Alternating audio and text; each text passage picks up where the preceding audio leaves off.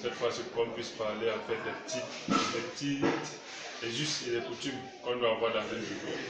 Étant passionné de karaté, nous tous nous avons besoin d'apprendre le langage qui tourne autour de la pratique du karaté.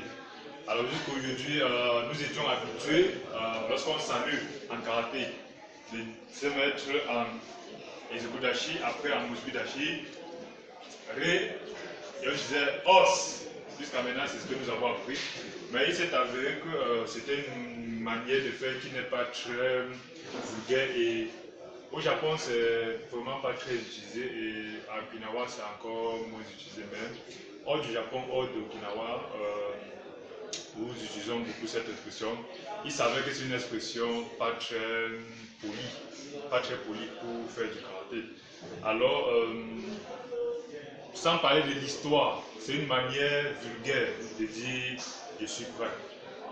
C'est une manière assez vulgaire de dire je suis prêt et les karatékas polis, les karatékas qui se font respecter, qui respectent ce qu'ils sont en train de faire, ne doivent pas dire os. Alors il y a plusieurs alternatives. Nous pouvons faire hai, qui veut dire oui en japonais. Nous pouvons dire le mot arigato, qui veut dire merci. Et il y a une manière plus compliquée de dire arigato, domo arigato gozaimashita. Mais là, nous pouvons tout simplement dire arigato.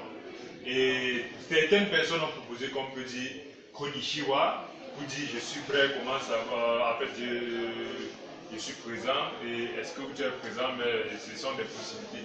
Donc alternativement à os, nous pouvons dire hi, arigato, domo arigato. Pourquoi ne pas dire tout simplement merci? Tout simplement, en votre patois, we can say, quel que soit le patois, quelle que soit la langue, même en anglais, on peut dire thank you, tout simplement.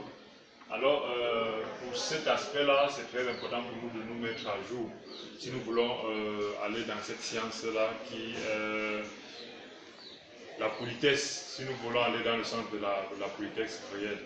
Parce que beaucoup de termes, lorsqu'ils sortent du Japon, on les sort aussi de leur contexte.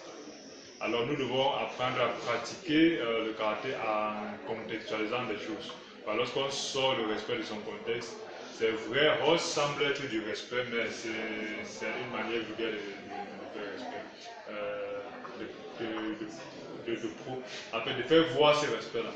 Une deuxième chose, c'est lorsque nous entrons dans un dojo. Il nous a été appris que lorsque nous entrons, par exemple, nous sommes dans le dojo de Charlemagne Karaté Club à Yaoundé, situé à Yaoundé au Cameroun. Alors, il nous avait été appris de dire, lorsqu'on est en train de faire os, qui en fait une autre façon de dire dojore, qui est un salut, un respect envers le lieu qui nous permet de pratiquer le karaté. Mais initialement, la vraie façon de faire, c'est Shiture Shimatsu. Alors, le salut de l'espace qui nous permet de pratiquer, c'est Shiture Shimatsu.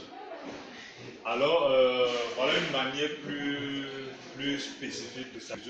Et il nous avait dit que lorsqu'on veut faire peut-être un kion à deux, on a l'habitude de dire Tori, Uke, Re, on dit os. Mais en réalité, de façon plus spécifique,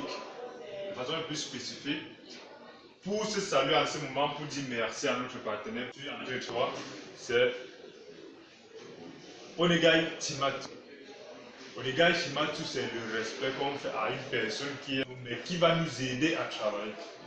Alors, c'est cette pédagogie par rapport à lui qui au salut du le Shiture Shimatsu, par rapport au salut entre pratiquants, et en fait vers Onegai Shimatsu.